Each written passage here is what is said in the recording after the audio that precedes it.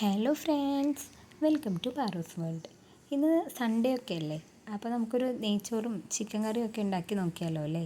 അപ്പോൾ എൻ്റെ വീഡിയോസ് ഇഷ്ടപ്പെടുന്നവരുണ്ടെങ്കിൽ ഒന്ന് സബ്സ്ക്രൈബ് ചെയ്ത് സപ്പോർട്ട് ചെയ്യണേ. അതുപോലെ തന്നെ ലൈക്ക് ചെയ്യാനും മറക്കരുത്. അപ്പോൾ നമുക്ക് ഇന്നത്തെ സ്പെഷ്യലായിട്ടുള്ള നെയ്ച്ചോറും ചിക്കൻ കറിയും എങ്ങനെയാണ് ഉണ്ടാക്കുന്നതെന്ന് നോക്കാം. അപ്പോൾ നമുക്ക് അതിനാദ്യമായിട്ട് ചിക്കൻ നമ്മൾ പൊരിച്ചിട്ടാണ് കറി ഉണ്ടാക്കുന്നത്. അതിനുവേണ്ടി മാരിനേറ്റ് ചെയ്യാനുള്ള സാധനങ്ങൾ റെഡിയാക്കി എടുക്കാം. അതിനുവേണ്ടി നമ്മളിതാ 2-3 കഷ്ണം ഇഞ്ചി എടുത്തിട്ടുണ്ട്.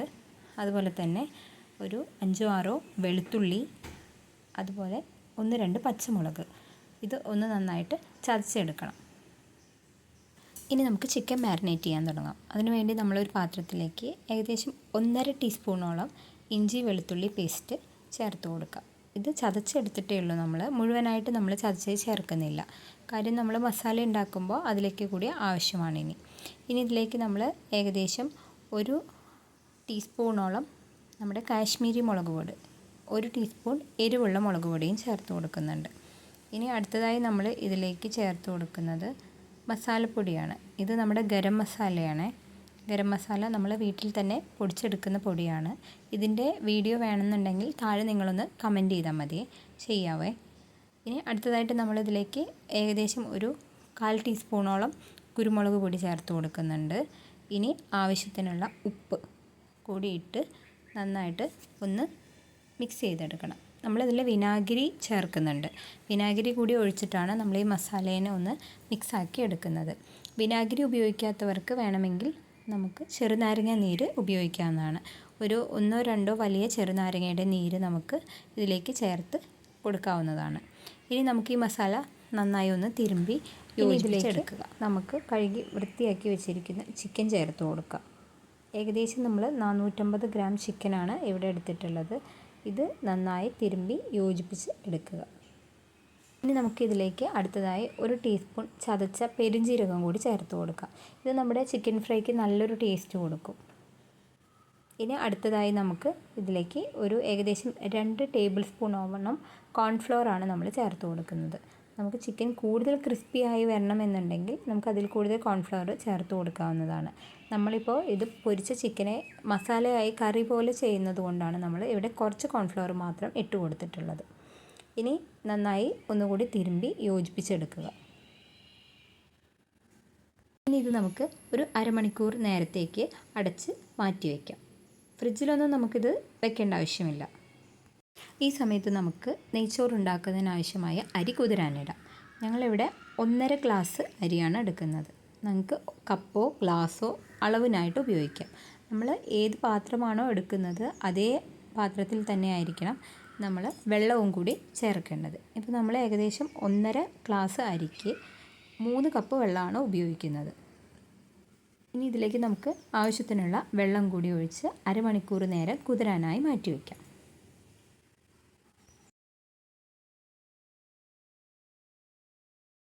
ഇനി നമുക്ക് ഒരു ചീനച്ചട്ടി അടുപ്പത്തേക്ക് വെച്ച് നമുക്ക് ചിക്കൻ വറുക്കുന്നതിനാവശ്യമായിട്ടുള്ള വെളിച്ചെണ്ണ ഒഴിച്ചു കൊടുക്കുക. വെളിച്ചെണ്ണയോ സൺഫ്ലവർ ഓയിലോ നമുക്ക് ഉപയോഗിക്കാവുന്നതാണ്. ഇനി നമുക്ക് ബിരിയാണിയിലേക്ക് ആവശ്യമായിട്ടുള്ള സവാള വറുത്തെടുക്കണം. അതുപോലെ തന്നെ അണ്ടിപ്പരിപ്പ്, മുന്തിരി എന്നിവ നന്നായി വറുത്തെടുക്കണം. അപ്പോൾ നമ്മൾ ചിക്കൻ വറുക്കുന്നതിന് മുന്നേ തന്നെ ഈ എണ്ണയിൽ നമുക്കത് വറുത്തെടുക്കാവുന്നതാണ്. നമ്മൾ ആദ്യമായിട്ട് എണ്ണ നന്നായി ചൂടായിട്ടുണ്ട്. ഇനി ഇതിലേക്ക് സവാള ഇട്ട് കൊടുക്കുകയാണ്.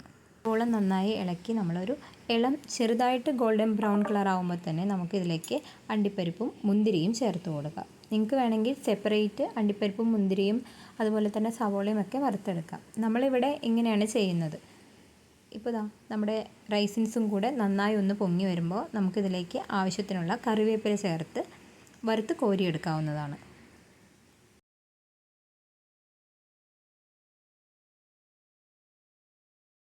ഇനി ചൂടായ എണ്ണയിലേക്ക് നമുക്ക് മാരിനേറ്റ് ചെയ്ത് വെച്ചിരിക്കുന്ന ചിക്കൻ കഷ്ണങ്ങൾ ഓരോന്നായി ഇട്ടിട്ട് നന്നായി ഇളക്കി മൊരിച്ചെടുക്കാവുന്നതാണ്. രണ്ടുപുറവും അത്യാവശ്യം നന്നായി നമ്മൾ മൊരിച്ചെടുത്തിട്ടുണ്ട്. ഇനി നമുക്ക് ഇത് എല്ലാം കോരി മാറ്റി വയ്ക്കാം. നമ്മളിവിടെ 450 ഗ്രാം ചിക്കൻ ഏകദേശം 3-4 പാച്ചസ് ആയിട്ടാണ് വറുത്ത് കോരി എടുത്തിട്ടുള്ളത്. നിങ്ങൾക്ക് വേണമെങ്കിൽ കൂടുതൽ ഓയിൽ ഉപയോഗിച്ച് ഒറ്റ പ്രാവശ്യം തന്നെ വറുത്ത് എടുക്കാം. ഇതുപോലെ നമുക്ക് ഓരോ ചിക്കൻ കഷ്ണങ്ങളും നന്നായി വൃത്തിയോടെ മുറിച്ച് മാറ്റിയെടുക്കാം. ഇപ്പോൾ ഇതാ നമ്മുടെ ചിക്കൻ നമ്മൾ നന്നായി വറുത്ത് കോരിയെടുത്തിട്ടുണ്ട്.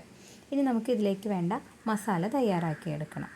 അതിനുവേണ്ടി നമ്മൾ ആദ്യം തന്നെ ചിക്കൻ പൊരിച്ച ബാക്കിയുള്ള ബാലൻസ് ഉള്ള എണ്ണയിൽ നിന്നും ആവശ്യമുള്ള എണ്ണ മാത്രം എടുത്ത് ബാക്കി മാറ്റി വയ്ക്കാം. ഇനി ഇതിലേക്ക് നമുക്ക് എടുത്തു വച്ചിരിക്കുന്ന സവാള ചേർത്ത് കൊടുക്കാം. നമ്മളിവിടെ 2 വലിയ സവാളയാണ് എടുത്തിട്ടുള്ളത്. നന്നായി ചെറുതാക്കി അരിഞ്ഞ് എടുത്തിട്ടുള്ള സവാളയും കൂടി ഇതിലേക്ക് ചേർത്ത് കൊടുത്ത് നന്നായി ഒന്ന് വഴറ്റിയെടുക്കാം. ഇനി ഇതിലേക്ക് നമ്മൾ 2 വലിയ തക്കാളി എടുത്തിട്ടുണ്ട്. അതുകൂടി ചേർത്ത് ഒന്ന് നന്നായി അടച്ചു വെച്ച് യോജിപ്പിച്ച് എടുക്കാം.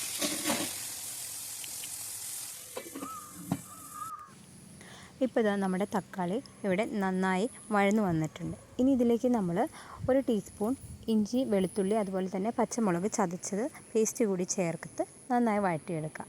അതിനുശേഷം ഇതിലേക്ക് ആവശ്യത്തിനുള്ള കറിവേപ്പില കൂടി ചേർത്ത് ഒന്നുകൂടി നന്നായി ഒന്ന് വഴറ്റി യോജിപ്പിച്ചെടുക്കാം. ഇനി അടുത്തതായിട്ട് നമുക്ക് ഇതിലേക്ക് വേണ്ട പൊടികൾ ചേർത്ത് കൊടുക്കാം. നമ്മളിവിടെ 2 ടേബിൾ സ്പൂൺ മല്ലിപ്പൊടിയാണ് ചേർത്ത് കൊടുത്തിട്ടുള്ളത്. അതുപോലെ 1 ടീസ്പൂൺ മുളക് പൊടി.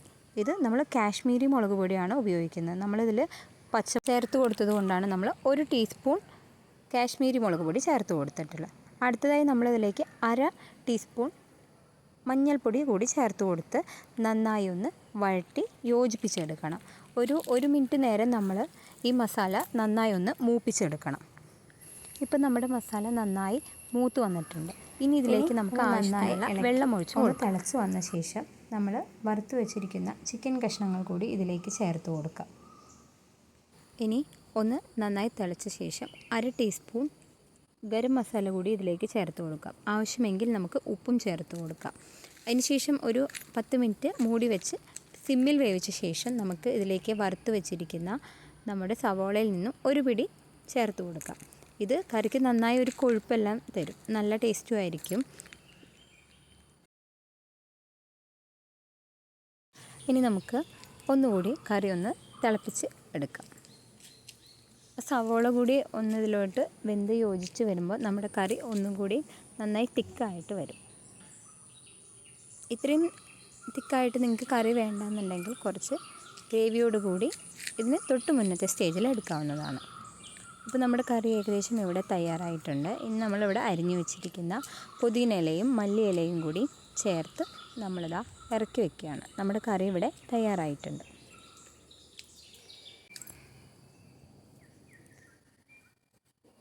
ഇനി അടുത്തതായി നമുക്ക് ബിരിയാണി റൈസ്, അതായത് നെയ്ച്ചോറ് ഉണ്ടാക്കാൻ തുടങ്ങാം.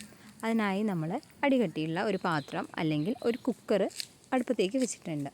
ഇതിലേക്ക് നമ്മൾ 3 ടേബിൾ സ്പൂൺ വെളിച്ചെണ്ണയാണ് ഒഴിച്ചു കൊടുത്തിട്ടുള്ളത്.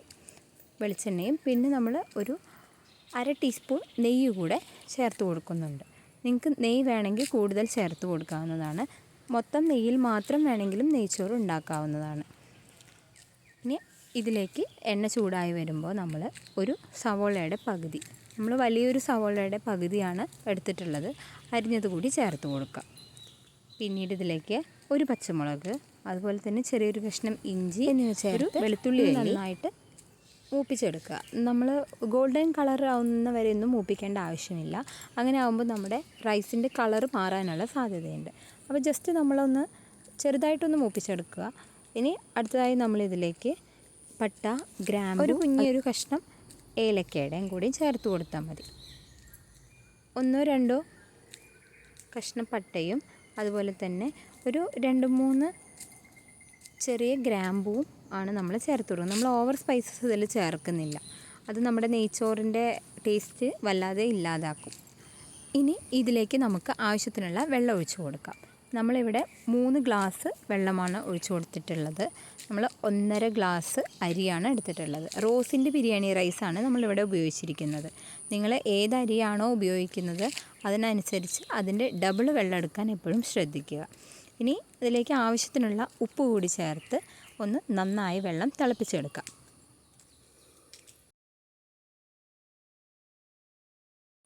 ഇപ്പോൾ ഇതാ നമ്മുടെ വെള്ളം ഇവിടെ തിളച്ച് തുടങ്ങിയിട്ടുണ്ട്.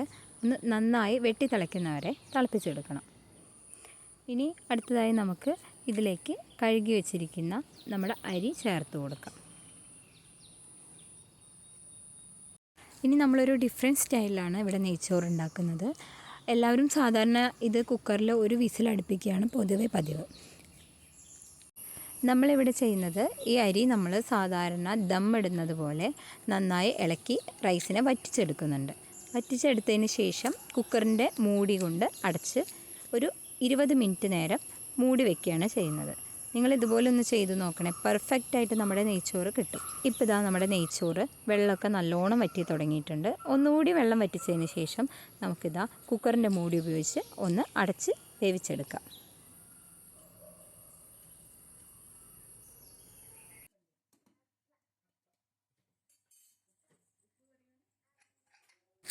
ഇപ്പോൾ ഏകദേശം 20 മിനിറ്റ് കഴിഞ്ഞിട്ടുണ്ട്. നമുക്ക് കുക്കറൊന്ന് തുറന്ന് നോക്കാം. ഇതാ നമ്മുടെ റൈസൊക്കെ നന്നായിട്ട് വെന്തിട്ടുണ്ടേ. ഒന്ന് നമുക്ക് ഇളക്കി നോക്കാം. ഒന്ന് ഒട്ടിപ്പിടിക്കുകയോ ഒന്നും ചെയ്തിട്ടില്ല, നന്നായിട്ട് കിട്ടിയിട്ടുണ്ട് നമ്മുടെ റൈസ്. ഇനി ഇത് നമുക്ക് ഒന്ന് അടി തൊട്ടിട്ട് നേരെ മുഴുവനായിട്ടൊന്ന് ഇളക്കിയെടുക്കാം. ഇതിലേക്ക് നമ്മൾ അരിഞ്ഞു വെച്ചിരിക്കുന്ന ക്യാരറ്റ്, അതുപോലെ തന്നെ ചെറുതായി അരിഞ്ഞു വെച്ചിരിക്കുന്ന ബീൻസ് എപ്പോഴും നിങ്ങളൊന്ന് ചെറുതായിട്ട് അരിയാൻ ശ്രമിക്കുക. ഇത് ഈ റൈസിൻ്റെ ചൂട് കൊണ്ട് തന്നെ അതിൽ കിടന്ന് വെന്തോളും. അതുപോലെ നമ്മൾ നേരത്തെ വറുത്ത് വെച്ചിരിക്കുന്ന ഉള്ളിയും അതുപോലെ അണ്ടിപ്പരിപ്പ് മുന്തിരി എല്ലാം ഇട്ട് നമുക്ക് നെയ്ച്ചോറൊന്ന് ഗാർണിഷ് ചെയ്തെടുക്കാം. നന്നായി ഇളക്കി യോജിപ്പിച്ചെടുത്തുകൊണ്ടേയിരിക്കുക. കുക്കറിലായതുകൊണ്ട് നമുക്ക് നന്നായിട്ട് ഇളക്കി യോജിപ്പിക്കാൻ ഇച്ചിരി പാടാണ്. അതുകൊണ്ട് നമുക്ക് വേണമെങ്കിൽ വേറൊരു പാത്രത്തിലേക്ക് ഈ റൈസിനെ കൊട്ടി ഒന്ന് നന്നായിട്ട് യോജിപ്പിച്ചെടുക്കാം. ഇനി നമ്മളിവിടെ അടുത്തതായിട്ട് ഇതിലേക്ക് ഒരു സീക്രട്ട് ഇൻഗ്രീഡിയൻറ്റ് നമ്മൾ ചേർത്ത് കൊടുക്കാൻ പോവുകയാണ്, ഏലക്ക പൊടിച്ചത്. ഏലക്ക പൊടിച്ചത് നമ്മുടെ നെയ്ച്ചോറിൽ നിങ്ങളൊന്ന് ചേർത്ത് നോക്കിയിട്ടില്ലെങ്കിൽ ഒന്ന് ചേർത്ത് നോക്കണേ. എന്നിട്ട് ഇതിൻ്റെ അഭിപ്രായം നിങ്ങളൊന്ന് കമൻറ്റ് ബോക്സിൽ എന്തായാലും അറിയിക്കണം. അതുപോലെ തന്നെ ഒരു ടീസ്പൂണോളം നെയ്യ്. നമുക്കിനി നെയ്യ് എത്ര അളവിന് വേണോ അത് വേണമെങ്കിൽ നമുക്കിപ്പോൾ ചേർത്ത് കൊടുക്കാവുന്നതാണ്. നമ്മുടെ സ്വാദിഷ്ടമായ നെയ്ച്ചോറ് ഇവിടെ തയ്യാറായിട്ടുണ്ട്. ഇന്നത്തെ സൺഡേ സ്പെഷ്യലല്ലേ, അതുകൊണ്ട് തന്നെ നമ്മൾ ഒന്ന് നന്നായിട്ട് ഡെക്കറേറ്റ് ചെയ്യുന്നുണ്ട്. ഇതാ നമ്മുടെ നെയ്ച്ചോറ് ഇവിടെ തയ്യാറായിട്ടുണ്ട്. ഇനി അടുത്തത് എന്താ, നമുക്ക് കഴിക്കാൻ തുടങ്ങിയാലോ. ഇതാ നമ്മൾ പ്ലേറ്റിലേക്ക് നെയ്ച്ചോറും അതുപോലെ തന്നെ നമ്മളുണ്ടാക്കിയ ചിക്കൻ കറിയും, നമ്മൾ നേരത്തെ ചിക്കനായി പൊരിച്ചിട്ടെടുത്തിട്ടുണ്ടായിരുന്നു അതും, അതുപോലെ കുറച്ച് മാങ്ങച്ചാറൊക്കെ കൂട്ടി ഒന്ന് കഴിച്ചാലോ. ഞങ്ങളുടെ ഇന്നത്തെ സ്പെഷ്യൽ ഇതൊക്കെയാണ്. നിങ്ങളുടെ വീട്ടിൽ ഇന്ന് എന്താണ് സ്പെഷ്യൽ എന്ന് താഴെ കമൻറ്റ് ചെയ്യൂ. പുതിയൊരു വീഡിയോയുമായി നമുക്ക് വീണ്ടും കാണാം. Thank you for watching.